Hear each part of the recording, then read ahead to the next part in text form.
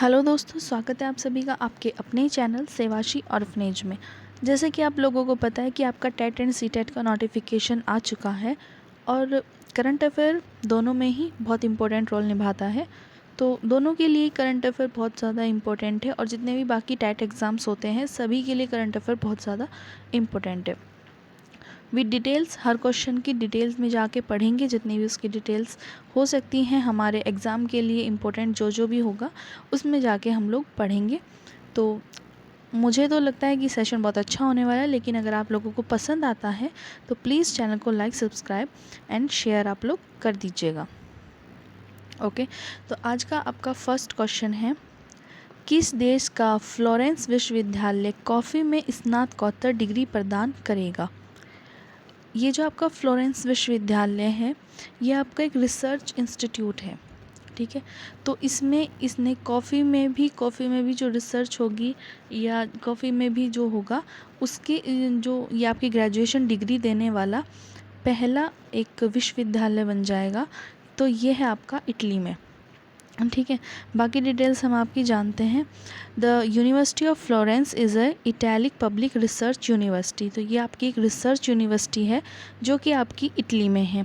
It compresses 12 schools and has about 60,000 student enrol. इसमें ये आपकी इटली में है और इसमें आपके 12 स्कूल आते हैं और उन 12 स्कूलों में 60,000 बच्चे हैं, ठीक है। बनी कब थी ये? 1321 में बनी थी, आज से 700 साल पहले। एडमिनिस्ट्रेटिव स्टाफ में इसके 2288 टीचर्स हैं, स्टाफ मेंबर्स हैं। स्पोर्ट टीम का नाम इसकी CUS फ्रिंजी है और एफिलिएशन इसे मिला है EUA सीज़र, CEZAER, EU सीज़र। ओके, नेक्स्ट क्वेश्चन देखते हैं। पैराग्वे देश में भारत के राजदूत के रूप में किसे नियुक्त किया गया? इसका आंसर है आपका योगेश्वर सागवन। इसकी हम डिटेल्स देख लेते हैं। अब पैराग्वे कंट्री, स्पेनिश में अगर हम इसे बोलते हैं तो इसे बोला जाता है गुआरानी पैराग्वाई। आधिकारिक तौर पे इसे पैराग्वे गणराज्य बोला जाता है। ये आपके साउथ अमेरिका का एक स्थलरुद्ध देश है। दक्षिण में अर्जेंटीना, पूर्व में ब्राज़ील, उत्तर में बोलिविया से ये घिरा हुआ है। पैराग्वे नदी के किनारे ये बसा हुआ है। इसे दक्षिण अमेरिका का दिल भी कहा जाता है और जो इनकी लैंग्वेज है स्पेनिश, उसमें इसे कहा जाता है कोराज़ोन डी सुदामेरिक, जिसकी हिंदी है दक्षिण अमेरिका का दिल। जो अब इसका फ्लैग होता है वो होता है हमारे ही फ्लैग जैसा होता है, ऐसे ही उसमें 3 लाइनें होती हैं और ऐसे ही वो इस रेक्टेंगल में होता है। बीच में उसमें एक चक्र होता है जिस पे लिखा हुआ होता है रिपेल्का डेल पैराग्वे। ये मैंने यहाँ पे डिटेल्स आपको दे दी हैं। आप इसका अगर PDF पाना चाहते हैं तो उसके लिए आपको टेलीग्राम चैनल ज्वाइन करना होगा, जिसका लिंक मैं आपको डिस्क्रिप्शन में पिनअप करा दूँगी, ठीक है। उसके बाद इसका जो राष्ट्र वाक्य है, जो इनके यहाँ लैंग्वेज है वो है स्पेनिश और गुआरानी। तो उसी लैंग्वेज में स्पेनिश में इनका जो राष्ट्र वाक्य है उसे कहा जाता है पेज वाई जस्टिका, जिसका हिंदी अर्थ है शांति और न्याय। इसकी राजधानी है असुनसियोन। राजभाषा इसमें आती हैं स्पेनिश और गुआरानी। मानव जातीय वर्ग 95% इसमें मेस्टीजो रहते हैं और 5% अदर रहते हैं। इसके जो राष्ट्रपति हैं वो हैं होराशियो कार्टस और जो इसकी उपराष्ट्रपति हैं वो है एलिसिया पुचेता। विधानमंडल इसका कांग्रेस कहा जाता है। उच्च सदन का नाम सीनेट है और निम्न सदन का नाम डेप्यूटीज़ के चैम्बर। स्वतंत्रता इसे स्पेन से स्वतंत्रता इसे मिली थी 14 मई 1811 में और मान्यता प्राप्त इसे हुई थी 25 नवंबर 1842 में। संयुक्त राष्ट्र में स्वीकृति इसे 24 अक्टूबर 1945 में मिली थी और इसका दूरभाषा कूट है +595। ओके, तो ये डिटेल्स थी आपकी पैराग्वे देश की। भारत के नए पाठ्यक्रम ढांचे को विकसित करने के पैनल के अध्यक्ष कौन बने? इसका आंसर है आपका के कस्तूरी रंगन। अब भारत का नया पाठ्यक्रम कब आया, यह आप लोग मुझे कमेंट में बताएंगे, और इसका फॉर्मूला क्या है। भारत के नए पाठ्यक्रम कब आया और इसका फॉर्मूला क्या है, तो ये आप लोग मुझे कमेंट में बताएंगे। उसके बारे में इसकी हम डिटेल्स देख लेते हैं। इसे अप्रूव्ड किया गया था यूसीआई के द्वारा 29 जुलाई 2020 में। ठीक है, जो आपकी एनईपी 1986 है उसी का ये संशोधित रूप है। अब देखते हैं कि इसकी बात कहाँ से स्टार्ट हुई थी। In January 2015 a committee under former cabinet security TSR Subramanyam started the consultation process. 2015 में जो कमेटी के अंतर्गत आते हैं कैबिनेट सिक्योरिटी TSR सुब्रमण्यम, उन्होंने इसके बारे में चर्चा करनी शुरू की थी। उसके बाद इसका एक ड्राफ्ट बनाया गया जो 2019 में panel led by former Indian Space Research Organisation ISRO को दिया गया, और उस टाइम इसरो के उस टाइम जो चीफ थे वो थे कृष्णा स्वामी कस्तूरी रंगन। ठीक है, के कस्तूरी रंगन जो हैं वो पहले इसरो के चीफ रह चुके हैं। 2019 में एनईपी का जो अभी आपकी 2020 में एनईपी आई है उसका ड्राफ्ट उन्हें दिया गया था पैनल के लिए। ठीक है, ये 2019 में जो उन्होंने अपना उसके बाद देख के उसको पूरा पढ़ के वो 2019 में उन्होंने MHRD को दिया, और इसमें आपकी कम से कम 2.5 लाख कंसल्टेशन के साथ उन्होंने दिया था, जिसमें पूरे के पूरे 484 पेज थे। अब ठीक है, अब इसमें बात करते हैं कि आपके 2.5 लाख कंसल्टेशन में किस किस ने इसमें अपनी अपनी सुझाव दिए हुए थे, सजेशंस दिए हुए थे। तो 2 लाख इसमें सजेशंस, 2.5 लाख सजेशंस थे इसमें, 2 लाख थे, sorry I am confuse, 2 lakh suggestions इसमें दिए गए थे। 2.5 लाख इसमें दिए थे ग्राम पंचायत ने, 6,600 दिए थे ब्लॉक ने, 6,000 दिए थे ULB आपके अर्बन लोकल बॉडीज़ ने, और 6,776 दिए थे डिस्ट्रिक्ट ने। इस तरीके से मिला के आपके पूरे 2.5 लाख सजेशंस दिए गए थे आपकी NEP 2020 को। स्टार्ट ये हो चुकी थी 2015 से, इसके बारे में बात होनी शुरू हो चुकी थी, और उसके बाद 2019 में इसका एक ड्राफ्ट बनाया गया जो आपका 484 पेज का था।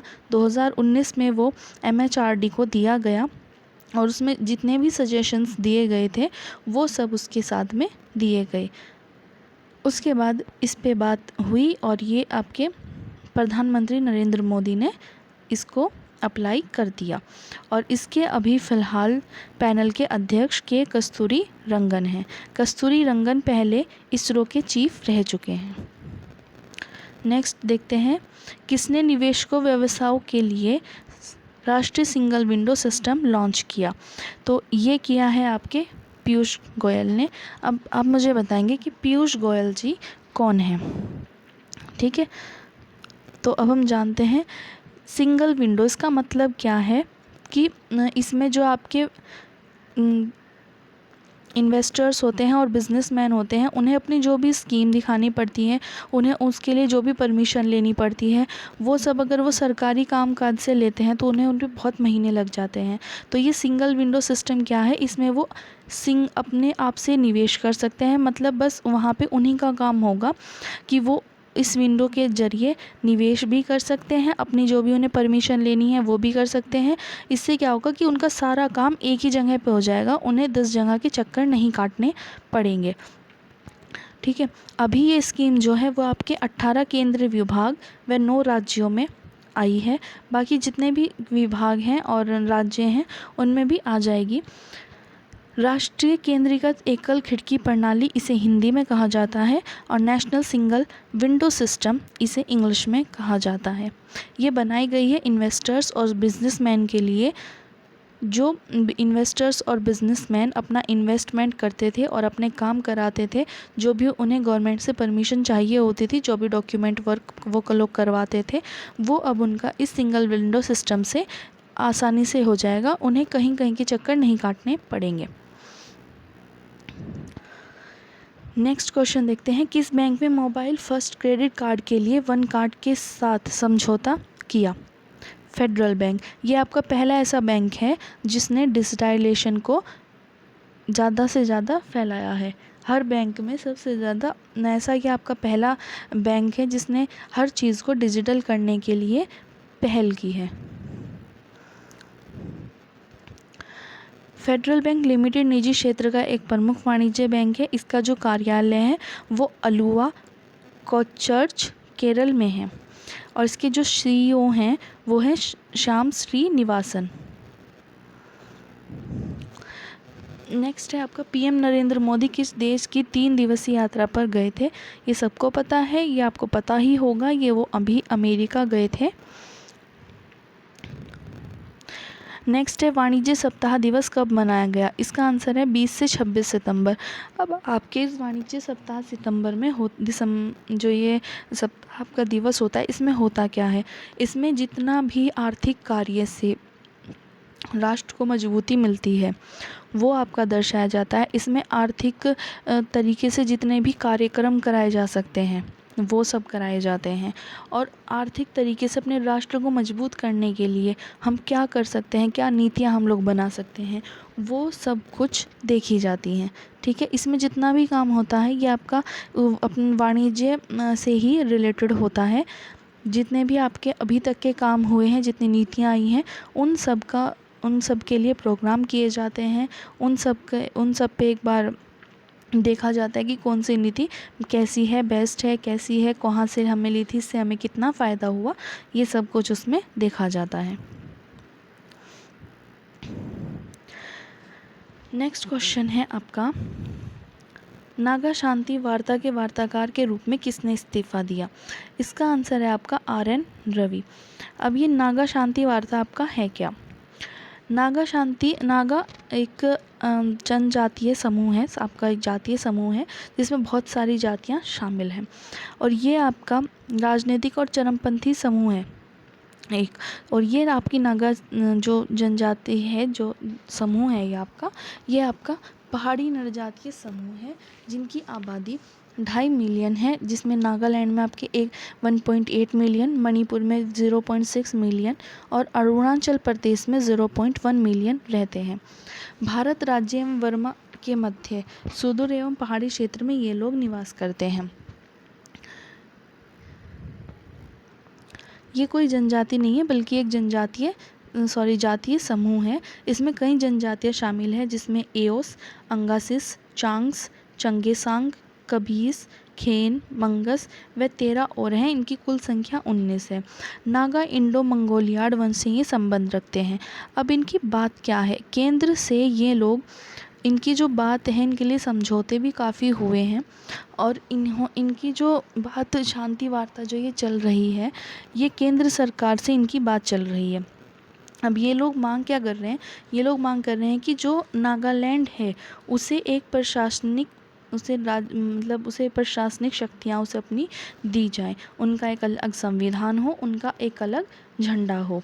ये लोग अब इस बात पे आ रहे हैं कि हमें ये चीज़ दी जाए और इसकी जो सीमाएं हैं उसका भी दोबारा से क्या बोलते हैं उसको, मतलब दोबारा से देखा जाए कि इसकी सीमाएं कहाँ कहाँ तक हैं और उन पे सिक्योरिटी भी पूरी की जाए। तो इन्होंने अपनी ये बात रखी है और केंद्र सरकार जो इनसे बोल रही है, इन्होंने पहले हथियार भी उठाए थे, युद्ध भी करने की कोशिश की थी और काफ़ी नुकसान भी करने की कोशिश की थी, लेकिन शांति वार्ता यही है, केंद्र सरकार ने जो इन्हें कहा है कि हम अपनी बात शांति से कर सकते हैं, आप अपनी बात शांति से रखिए। अब इनकी मांगे यही हैं कि इन्हें अलग संविधान दिया जाए, इनका जो नागालैंड है उसे, जो इनका क्षेत्र है उसे एक प्रशासनिक शक्ति दी जाए, अपना एक अलग संविधान दिया जाए और जो इनकी सीमाएं हैं उनका भी दोबारा से निर्धारण किया जाए, ये उनकी मांग है।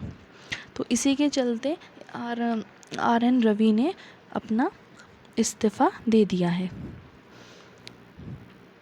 शिक्षा मंत्रालय के प्रमुख के रूप में किसे नियुक्त किया गया? ये क्वेश्चन मैंने आपको बताया है, के कस्तूरी रंगन। इन्हें आपकी शिक्षा मंत्रालय के प्रमुख के रूप में नियुक्त किया गया है। और जो NEP 2020 आई है उसके लिए भी उसका जो पैनल के लिए भी इन्हें ही अपॉइंटेड किया गया है। राष्ट्रीय पेंशन प्रणाली दिवस कब मनाया गया? ये आपका 1 अक्टूबर को मनाया जाता है। और आप सभी जानते हैं कि 2 अक्टूबर को क्या होता है, तो आप मुझे कमेंट में बताइएगा कि 2 अक्टूबर को क्या होता है। लॉन्च पुस्तक 40 डेज़ के लेखक कौन है? इसका आंसर है आपका चेतन भगत। अब चेतन भगत ने बहुत सारी उपन्यास लिखी हैं, बुक्स लिखी हैं और ये एक बहुत ही अच्छे राइटर भी हैं।